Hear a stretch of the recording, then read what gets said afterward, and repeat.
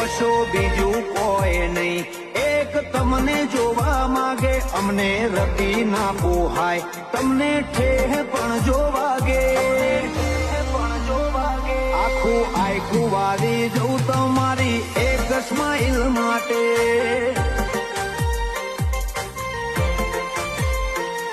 ઓય ભવનો ભેટો થાય એ તો રમના ઘરનો લેખો.